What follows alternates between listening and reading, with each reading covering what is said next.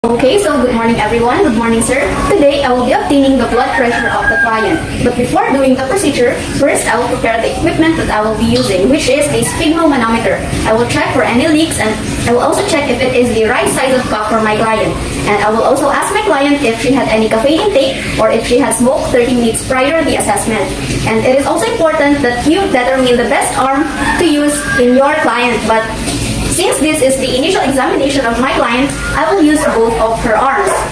Okay?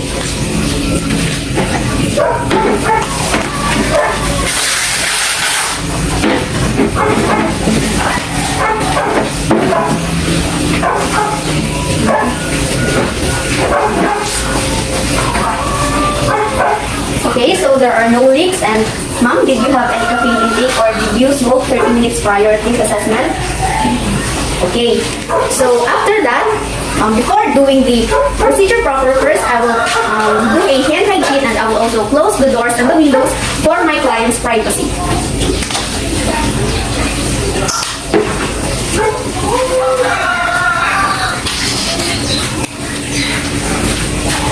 And then I will introduce myself to the client and I will also verify her information and also I will explain to her the procedure that I will be doing. Okay, so good morning, ma'am. I am Julliene, Kaye, and Bigsang, and I will be your student nurse for today. May I ask what is your full name, ma'am? Okay, and how would you like me to call you, ma'am? Okay, so what language would you prefer to use, ma'am? Okay. So in obtaining the blood pressure, make sure that you position your client properly. So for my client, since kaya niya namang umupo, I will just position her in an upright sitting position. And it is also important to note that the feet of your client should lay flat on the ground. And the arms of the client should be at a heart level. And now, I will perform a preliminary falcatory determination of the systolic pressure since this is the initial examination for my client. Make sure that you completely deflate the cuff and you close the valve.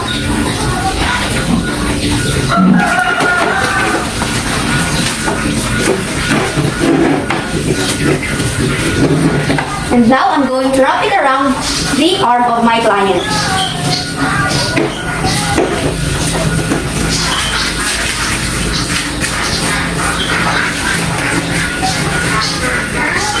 Make sure to place the cuff 2 inches from the brachial pulse.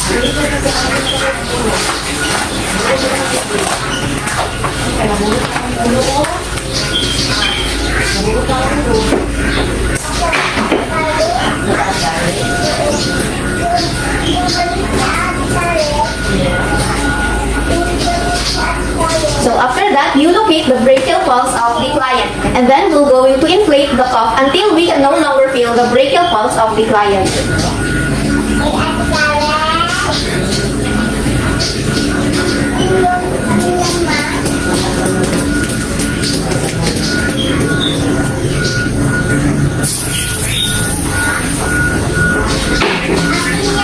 Okay, so the result is 120. And then after that, we will wait for another 1 to 2 minutes before doing any further assessment.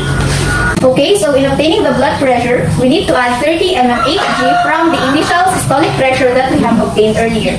And we will use our stethoscope, but before that, we need to clean its earpiece. And make sure that your stethoscope hangs freely from the earpiece up to the diaphragm.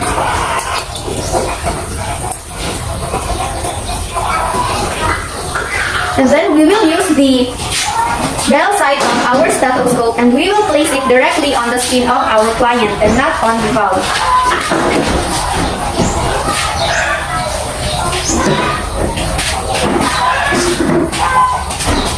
And then I will now inflate the cuff.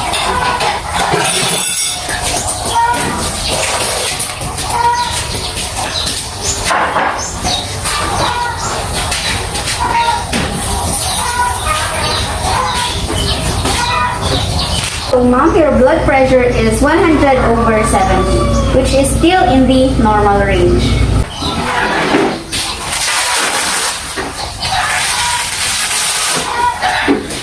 So after that, we will wait again for another 1 to 2 minutes before doing any further assessment. Okay, so 2 minutes is over, and then we will do it again on the another arm of the client to make sure that we will obtain the right blood pressure. We'll just need to repeat the procedure that we have done earlier.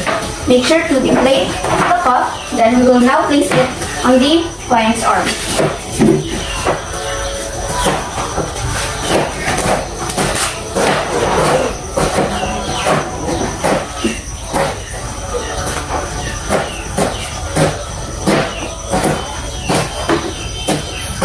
Again, we will use our stethoscope and we will use the bell side. We will place it directly on the skin of our client.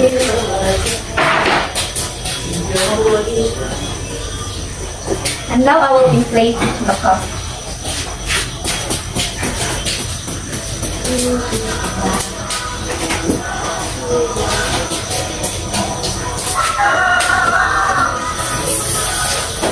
So, okay ma'am, your blood pressure is 100/70. 100 po is yung systolic pressure ninyo or yung unang tunog po na narinig ko after kong i-deflate ang cuff. And ang diastolic po is 70, which is yung last po na tunog na aking narinig. Okay, so after that, we need to sanitize our sphygmomanometer.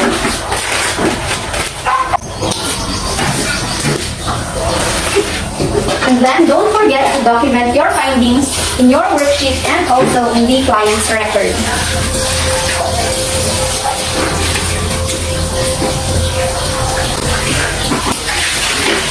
And that is how we obtain the blood pressure of the client.